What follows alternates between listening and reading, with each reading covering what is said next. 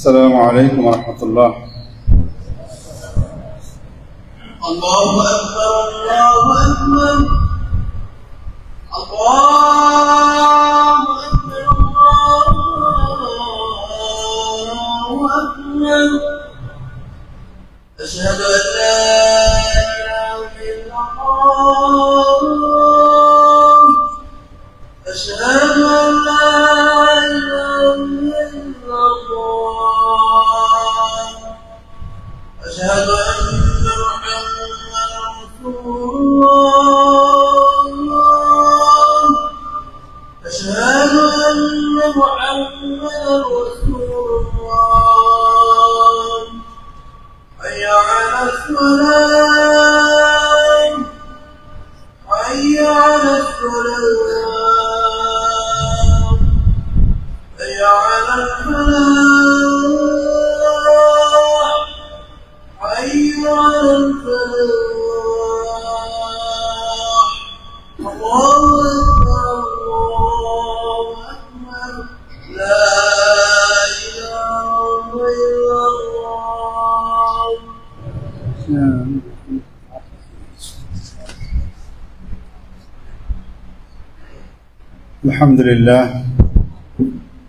الحمد لله رب العالمين والعاقبة للمتقين والصلاة والسلام على سيد الأنبياء والمرسلين وخاتم النبيين وعلى آله وصحبه أجمعين ومن تبعهم بإحسان إلى يوم الدين ولا عدوان إلا على الظالمين. أما بعد فإن أصدق الحديث كتاب الله تعالى وخير الهدي هدي محمد صلى الله عليه وسلم وشر الأمور محدثاتها وكل محدثة بدعة وكل بدعة ضلالة وكل ضلالة في النار.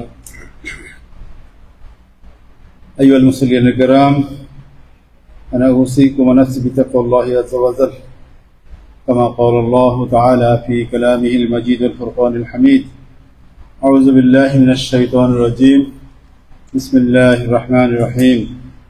يا أيها الناس اتقوا ربكم الذي خلقكم من نفس واحدة وخلق منها زوجها وبث منهما رجالا كثيرا ونساء واتقوا الله الذي تساءلون به والأرحام إن الله كان عليكم رقيبا. وقال تعالى أيضا: يا أيها الذين آمنوا اتقوا الله ولتنظر نفس ما قدمت لغد واتقوا الله إن الله خبير بما تعملون. صدق الله العظيم.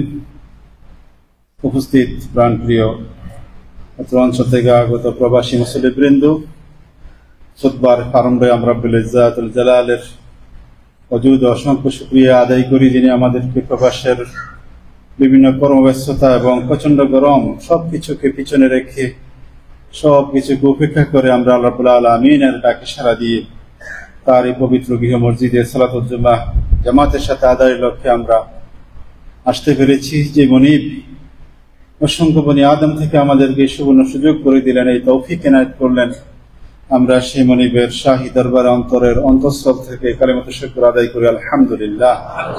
সালাতু সালাম নবী কুলের শিরোমণি সাইয়্যিদুল আম্বিয়া রাসূল আরবি মুহাম্মদ রাসূলুল্লাহ সাল্লাল্লাহু আলাইহি ওয়াসাল্লামের উপর, যাকে জীবনের সর্বক্ষেত্রে সর্বস্তরে পূর্ণাঙ্গ রূপে অনুসরণ এবং অনুকরণ করে আমরা রব্বুল ইজ্জাত ওয়াল জালালের একজন সত্যিকারের খাঁটি বান্দা হিসেবে নিজেকে গড়ে তুলতে পারি এবং পরকালীন নাজাত পাওয়ার নিশ্চয়তা আমরা অর্জন করতে পারি। সেই নবীর উপর দুরূদ ও সালাম, আল্লাহুম্মা সাল্লি ওয়া সাল্লিম আলা সাইয়্যিদিনা মুহাম্মদ। সম্মানিত উপস্থিতি, আজকে আমাদের জন্য খুতবার যে বিষয়বস্তু, যে মাওদু নির্ধারণ করা হয়েছে তা হচ্ছে সূরা নাহলের 90 নং আয়াতের অংশ বিশেষ, যে আয়াতে কারিমা আমরা খুতবার সানি খুতবা দ্বিতীয় খুতবার শেষ দিকে আমরা তেলাওয়াত করে থাকি, পাঠ করে থাকি। সেই আয়াতটি হচ্ছে আল্লাহ রাব্বুল আলামিন ঘোষণা করেছেন, ইন্নাল্লাহা ইয়ামুরু বিল আদলি ওয়াল ইহসান। নিশ্চয় আল্লাহ রাব্বুল আলামিন ন্যায় বিচার করা এবং সদাচরণের নির্দেশ প্রদান করেছেন। সম্মানিত উপস্থিতি, পূর্ণাঙ্গ আয়াতটি হচ্ছে ইন্নাল্লাহা ইয়ামুরু বিল আদলি ওয়াল ইহসান ওয়া ইতা'i যিল কুরবা ওয়া ইয়ানহা আনিল ফাহশাই ওয়াল মুনকারি ওয়াল বাগyi ইয়া'যুকুম লা'আল্লাকুম তাযাক্কারুন। রব্বুল আলামিন ঘোষণা করেছেন, নিশ্চয়ই আল্লাহ ন্যায়পরায়ণতা, সদাচরণ এবং নিকটাত্মীয়কে তাদের হক প্রদান করার নির্দেশ প্রদান করেছেন এবং অশ্লীলতা, অসৎকর্ম এবং সীমালঙ্ঘন হতে নিষেধাজ্ঞা প্রদান করেছেন। এই আয়াতে আল্লাহ রাব্বুল আলামিন তিনটি বিষয় আমাদেরকে নির্দেশ প্রদান করেছেন আর তিনটি বিষয়ে তিনি আমাদের প্রতি নিষেধাজ্ঞা প্রদান করেছেন। এই তিনটি আদেশের মাঝে তিনটি আদেশ হচ্ছে আদল বা ন্যায় বিচার, দ্বিতীয় হচ্ছে ইহসান অর্থাৎ সদাচরণ, আর 3 নম্বর হচ্ছে নিকটাত্মীয়দের তাদের প্রাপ্য হক প্রদান করা। আর যে তিনটি বিষয় আল্লাহ রাব্বুল আলামিন চূড়ান্তভাবে নিষেধাজ্ঞা প্রদান করেছেন সেটা হচ্ছে যাবতীয় অশ্লীলতা, অসৎকর্ম এবং সীমালঙ্ঘন, এগুলো পরিহার করা। সুতরাং এই তিনটি প্রথম আদেশের তিনটি বিষয়ের দুটি বিষয় হচ্ছে আজকে আমাদের খুতবার বিষয়, অর্থাৎ আদল এবং ইহসান। আমরা সর্বপ্রথম আদল সম্পর্কে জানব। আদল শব্দের অর্থ হচ্ছে বরাবর করা, সমান করা। এই কারণেই সুবিচারমূলক বিচারকের যে ফয়সালা, বিচারক যে সুবিচারমূলক ফয়সালা প্রদান করেন সেটা কোরআন এবং সুন্নাহর আলোকে সেটাকে বলা হয় আদল। আদল বা ন্যায় প্রতিষ্ঠা, ইনসাফ প্রতিষ্ঠা করা মানব সমাজ তথা ব্যক্তি, পরিবার, রাষ্ট্র একটি গুরুত্বপূর্ণ বিষয়। সকল ক্ষেত্রে আল্লাহ রাব্বুল আলামিন এই আদল, এই ইনসাফ প্রতিষ্ঠা করার জন্য নির্দেশ প্রদান করেছেন। এই আদল পাওয়ার, সুবিচার পাওয়ার, ন্যায় ইনসাফ পাওয়ার এটা প্রত্যেক মানুষের এটা অধিকার। মানুষের জন্মগত মৌলিক অধিকারের মাঝে অন্যতম একটি অধিকার হচ্ছে সেই সর্বস্তরে সকল ক্ষেত্রে সেই ন্যায় বিচার সে প্রাপ্ত হবে। সেটা পরিবারের মাঝে হোক, সমাজের মাঝে হোক, রাষ্ট্রীয় পর্যায়ে হোক অথবা আদালতে হোক, সব ক্ষেত্রে সেই ন্যায় বিচার পাবে, সেটা তার মৌলিক অধিকার। এমনকি এই ক্ষেত্রে ধনী গরিব, রাজা প্রজা, এমনকি মুসলিম অমুসলিম এর মাঝেও কোন রূপ পার্থক্য করা, তারতম্য করার কোনো সুযোগ নেই। আল্লাহ রাব্বুল আলামিন এই জন্য নির্দেশ প্রদান করেছেন আর ঘোষণা করেছেন সূরা নিসার 58 নং আয়াতে, ওয়াইজা হাকামতুম বাইনান নাস আন তাহকুমু বিল আদল। হে নবী, আপনি যখন মানুষের মাঝে বিচার মীমাংসা করবেন তখন সুবিচার এবং নিরপেক্ষ ইনসাফের সাথে আপনি ফয়সালা করুন। অর্থাৎ বিচার ফয়সালার ক্ষেত্রে কারো মুখ দেখার, ধনী গরিব দেখার, উচ্চ বংশ নিচু বংশ সেটা দেখার কোনো সুযোগ নেই। ন্যায় বিচার করতেই হবে, সেটা আল্লাহ রাব্বুল আলামিনের নির্দেশ। সূরা হাদীদের 25 নং আয়াতে আল্লাহ রাব্বুল আলামিন আরো ইরশাদ করেছেন, লাকাদ আরসালনা রুসুলানা বিল বায়িনাত ওয়া আনজালনা মাআহুমুল কিতাবা ওয়াল মিজান লিয়াকুমান নাসু বিল কিসত। নিশ্চয় আমি আমার রাসূলদেরকে, আমার নবীদেরকে আমি সুস্পষ্ট নিদর্শন সহ প্রেরণ করেছি এবং তাদের সঙ্গে আমি দিয়েছি কিতাব এবং ন্যায়ের মানদণ্ড, যাতে তারা মানুষের মাঝে সুবিচার ও ইনসাফ তারা প্রতিষ্ঠা করতে পারে, কায়েম করতে পারে। সূরা শুরার 15 নং আয়াত আল্লাহ রাব্বুল আলামিন আরো নির্দেশ প্রদান করেছেন এইভাবে, উমিরতু লিআদিলা বাইনাকুম, এবং আমাকে নির্দেশ দেওয়া হয়েছে তোমাদের মধ্যে ন্যায় বিচার কায়েম করতে। আল্লাহ রাসূল সাল্লাল্লাহু আলাইহি ওয়াসাল্লাম বলছেন যে আমাকে নির্দেশ প্রদান করা হয়েছে। আল্লাহ রাব্বুল আলামিন এই ভাষা শিখিয়ে দিচ্ছেন কোরআনের মাঝেই। সূরা শুরার 15 নং আয়াতে, ওয়া উমিরতু লিআদিলা বাইনাকুম, আমি আদিষ্ট হয়েছি আল্লাহ রাব্বুল আলামিনের পক্ষ থেকে তোমাদের মাঝে ইনসাফ কায়েম করতে, ন্যায় বিচার প্রতিষ্ঠা করতে। সূরা মায়েদার 8 নং আয়াত আল্লাহ রাব্বুল আলামিন আরো ঘোষণা করেছেন এই ন্যায় বিচার করার ক্ষেত্রে যেন কেউ সীমা লঙ্ঘন না করে। ওয়ালা ইয়াজরিমান্নাকুম শানাআনু কওম আলা আল্লা তা'দিলু আ'দিলু হুয়া আকরাবু লিত-তাকওয়া ওয়াত্তাকুল্লাহ ইন্নাল্লাহা খাবীরুম বিমা তা'মালুন। বিশেষ কোন সম্প্রদায়ের শত্রুতা যেন তোমাদেরকে তাদের প্রতি অবিচার করতে উদ্বুদ্ধ না করে তোমরা সকলের প্রতি সুবিচার কায়েম করো। এটা আল্লাহ ভীতির, তাকওয়ার অতীব নিকটবর্তী। নিশ্চয় আল্লাহ রাব্বুল আলামিন তোমাদের যাবতীয় কাজকর্মের তিনি খবর রাখেন। অথচ আজকের বাস্তবতা হচ্ছে, সমাজ এবং রাষ্ট্রের বাস্তবতা হচ্ছে সম্পূর্ণ ভিন্ন। ন্যায় বিচার আজ সুদূর পরাহত। বিচারের বাণী অসহায় মানুষদের এই বিচারের বাণী যেন নিবৃত্তে কাঁদে। সম্মানিত হাজরিন, মানুষের সুবিচার পাওয়ার সর্বশেষ যে আশ্রয়স্থল সেটা হচ্ছে আদালত অঙ্গন, বিচারালয়। আজকে দুর্নীতি এবং পক্ষপাত দুষ্ট জালেমের আজ্ঞাবহ হয়ে এই বিচারকরা রায় প্রদান করে। ঘুষ এবং দুর্নীতির মাধ্যমে তারা ন্যায় বিচারকে বুলুণ্ঠিত করে। অথচ আল্লাহ রাব্বুল আলামিন নির্দেশ প্রদান করেছেন সূরা নিসার 135 নং আয়াতে, ফালা তাত্তাবিউল হাওয়া আন তা'দিলু, ইনসাফ পূর্ণ সুবিচার করতে গিয়ে তোমরা স্বীয় প্রবৃত্তির নিজের খেয়াল খুশির তোমরা অনুসরণ করবে না, বরং যে যতটুকু হক পাওয়ার তাকে সেটা তোমরা প্রদান করো। কেউ যদি দোষী সাব্যস্ত হয় তার কৃতকর্মের কারণে, সেটা তার হক, তাকে বিচারের সম্মুখীন, বিচারের মাধ্যমে তাকে তার উপযুক্ত পাওনা অর্থাৎ তাকে শাস্তি প্রয়োগ করা, শাস্তি নিশ্চিত করা, এটা তার পাওনা, এটা তার হক। আর যে নির্দোষ প্রমাণিত হবে তাকে বেকসুর খালাস দেওয়া, এটা হচ্ছে তার হক। সুতরাং এই ক্ষেত্রে কুপ্রবৃত্তির অথবা খেয়াল খুশির অনুসরণ করা যাবে না। সূরা সুয়াদের 26 নং আয়াত আল্লাহ রাব্বুল আলামিন আরো ঘোষণা করেছেন, দাউদ আলাইহিস সালামকে উদ্দেশ্য করে আল্লাহ রাব্বুল আলামিন ঘোষণা করেছেন, ইয়া দাউদ ইন্না জাআলনাকা খলিফাতান ফিল আরদ ফাহকুম বাইনান নাস বিল হক ওয়া লা তাত্তাবিউল হাওয়া ফায়ুদিল্লাকা আন সাবিলিল্লাহ। হে দাউদ, আমি তোমাকে পৃথিবীতে আমার খলিফা হিসাবে প্রেরণ করেছি, সুতরাং তুমি মানুষের মাঝে ন্যায় ইনসাফ প্রতিষ্ঠা করো। এই ক্ষেত্রে তোমার খেয়াল খুশির তুমি অনুসরণ করো না। যদি তুমি তাই করো, যদি তুমি তোমার প্রবৃত্তি, তোমার খেয়াল খুশির অনুসরণ করে যদি তুমি বিচার ফয়সালা করো, তাহলে তোমার খেয়াল খুশি তোমাকে আল্লাহর পথ থেকে, আল্লাহর রাস্তা থেকে তোমাকে বিচ্যুত করে দিবে। আল্লাহ রাসূল সাল্লাল্লাহু আলাইহি সাল্লাম এই জন্য ঘোষণা করেছেন যে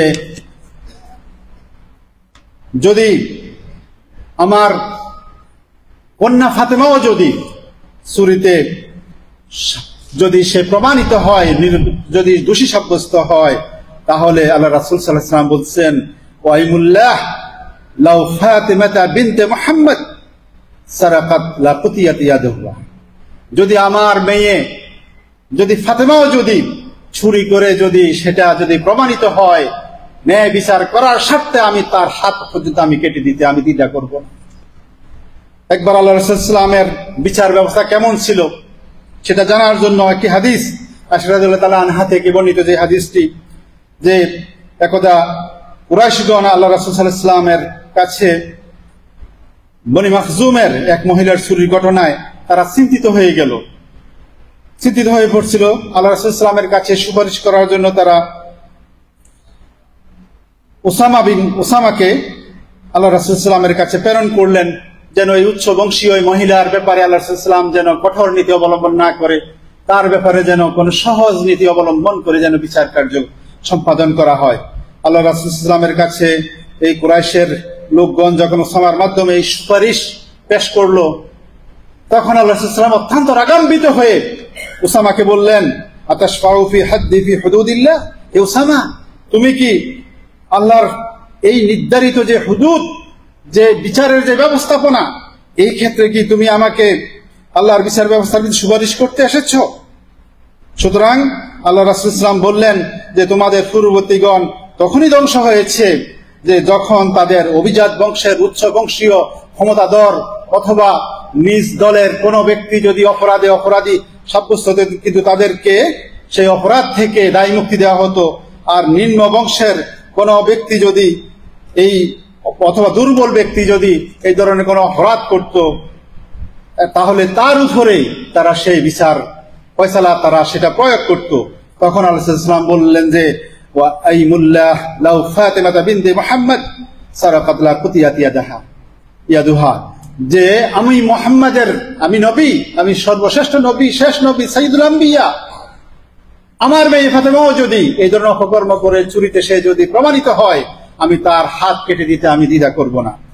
সুতরাং ন্যায় বিচার করার ক্ষেত্রে নিজের এবং পরের বিষয়গুলো বিবেচনা করার কোনো সুযোগ নেই। সুতরাং আল্লাহ রাসূল সাল্লাল্লাহু আলাইহি ওয়াসাল্লাম এই জন্য ঘোষণা করেছেন যে কিয়ামতের ময়দানে যখন আল্লাহর আরশের ছায়া ব্যতীত আর কোনো ছায়া থাকবে না, তখন 7 শ্রেণীর লোক আল্লাহ রাব্বুল আলামিন তার আরশের ছায়ার নিচে স্থান দিবেন। আল্লাহ সাল্লাল্লাহু আলাইহি ওয়াসাল্লাম বলছেন যে সাবাতা ইউযিল্লুহুম ফি যিল্লিহি, সাবাতা ইউযিল্লুহুমুল্লাহু ফি যিল্লিহি ইয়াওমা লা যিল্লা ইল্লা যিল্লাহ, যে কিয়ামতের ময়দানে কঠিন মুহূর্তে যখন আল্লাহর আরশের ছায়া ব্যতীত আর কোনো ছায়া থাকবে না, ওদিন আল্লাহ রাব্বুল আলামিন 7 শ্রেণীর যে লোকদেরকে তার আরশের ছায়ার মাঝে স্থান দিবেন, সেই 7 জনের মাঝে সর্বপ্রথম যে ব্যক্তি হবে সেটা হচ্ছে ইমামুন আদেল, অর্থাৎ ন্যায় বিচারক শাসক। ন্যায় বিচারক শাসক যারা, তাদেরকে আল্লাহ রাব্বুল আলামিন কিয়ামতের ময়দানে এই 7 শ্রেণীর যে ব্যক্তিদেরকে এই সুবর্ণ সুযোগ প্রদান করবেন তার মধ্যে সর্বপ্রথম। সুতরাং এই বিষয়গুলো আমাদের নজর রাখা দরকার। ব্যক্তি পর্যায়ে হোক, পারিবারিক পর্যায়ে হোক, সামাজিক পর্যায়ে হোক, রাষ্ট্রীয় পর্যায়ে হোক, সকল ক্ষেত্রে ইনসাফ কায়েম করার ক্ষেত্রে আমাদেরকে অবশ্যই দায়িত্ববান হতে হবে। দায়িত্বের সম্পূর্ণ ভূমিকা আমাদেরকে পালন করতে হবে। দ্বিতীয় যে বিষয়টি সেটা হচ্ছে ইহসানের বিষয়। আল্লাহ রাব্বুল আলামিন ইহসান করার জন্য আমাদেরকে নির্দেশ প্রদান করেছেন। ইহসানের শাব্দিক অর্থ হচ্ছে সদ্ব্যবহার করা, বাদান্যতা, হিত সাধন করা, কল্যাণকর কাজ করা, উত্তম কাজ করা, অন্যের হক আদায় করা, অনুগ্রহ, অনুকম্পা। আর পরিভাষায় অনেক অর্থের মাঝে একটি অর্থ হচ্ছে এমন যে আন তু'তিয়া মিন মালিকা লিল আখিরিন, অর্থাৎ নিজের ধন সম্পদ হতে অন্যকে প্রদান করা, তাকে সাহায্য করা। এই ইহসান আবার 2 ধরনের হয়। একটা ইহসান হচ্ছে আল্লাহর সাথে সম্পর্কযুক্ত ইহসান, আর একটা হচ্ছে মানুষ বা সৃষ্টিজীবের সাথে সম্পর্কযুক্ত ইহসান। যথাযথ হাদা কুন তারাহু ফাইন্নাহু ইয়ারাক, তুমি এমন ভাবে আল্লাহর ইবাদত করো যেন তুমি তাকে দেখতে পাচ্ছ। আর যদি এই মনোবৃত্তি তোমার ভিতরে যদি সৃষ্টি না হয়, তাহলে তুমি এমন ভাবে আল্লাহর ইবাদত করো, সালাত আদায় করো যেন তোমার ভিতরে এই অনুভূতি সৃষ্টি হয়, আমি আল্লাহকে দেখছি না, কথা সত্য, তবে আল্লাহ তো আমাকে দেখছে। এই অনুভূতি যদি অন্তরে জাগ্রত হয়, তাহলে নামাজের হক আদায় করে, ইবাদতের হক আদায় করে ইবাদত করা কি হয়, সম্ভব হয়, যেটা আল্লাহর সাথে সম্পর্কযুক্ত। আর দ্বিতীয় যেই ইহসান সেটা হচ্ছে আল্লাহর মাখলুক তথা মানুষ সহ সকল সৃষ্টিজীবের সাথে প্রতি ইহসান করা, অর্থাৎ তাদের অধিকার আদায় সহ সম্ভবপর সাধ্যমতো অতিরিক্ত সহানুভূতি, সদ্ব্যবহার, অনুকম্পা প্রকাশ করা। এটা হচ্ছে যে আল্লাহর সৃষ্টি জগতের সাথে ইহসান করা। আল্লাহ রাব্বুল আলামিন ঘোষণা করেছেন সূরা নাজমের 31 নং আয়াতে, ওয়ালিল্লাহি মা ফিস সামাওয়াতি ওয়া মা ফিল আরদ লিয়াজজিয়াল্লাযীনা আসাউ বিমা আমিলু ওয়া ইয়াজজিয়াল্লাযীনা আহসানু বিল হুসনা।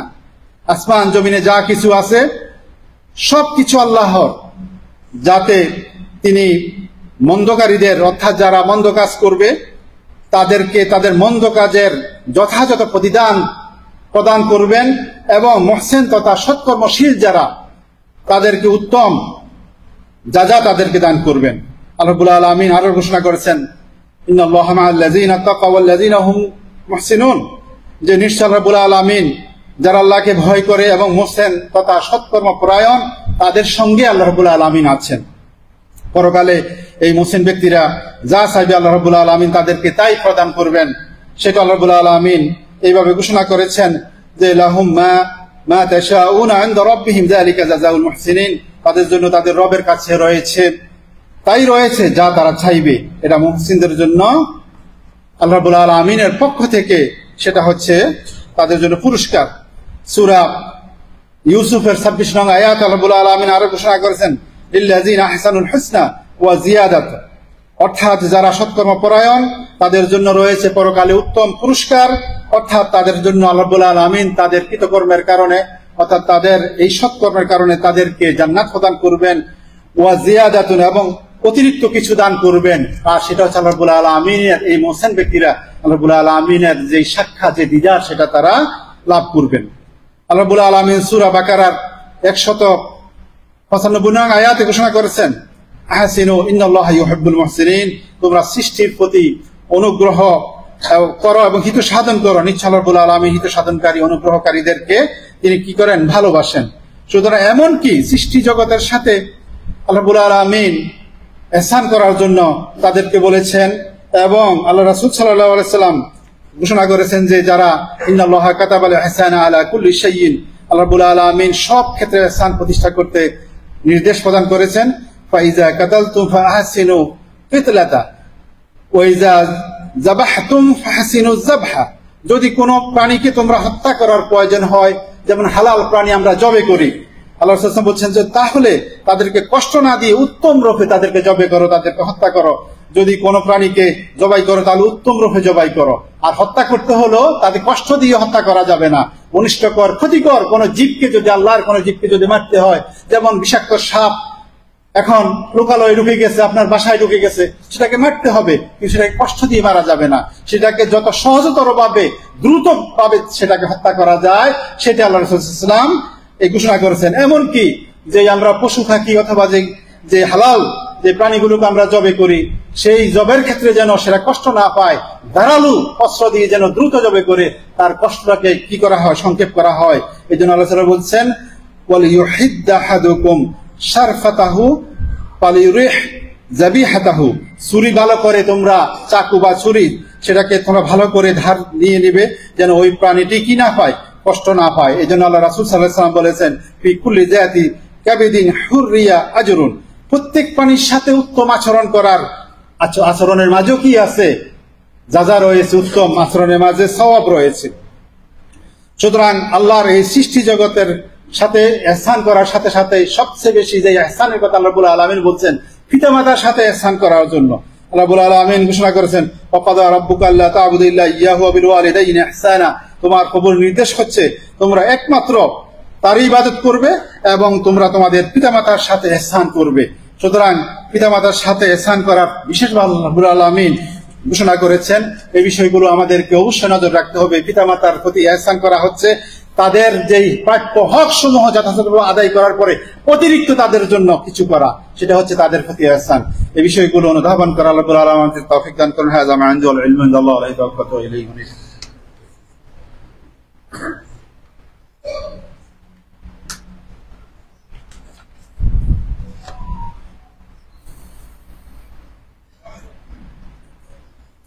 إن الحمد لله نحمده ونستعينه ونستغفره ونعوذ بالله من شرور أنفسنا ومن سيئات أعمالنا، من يهده الله فلا مضل له ومن يضلل فلا هادي له.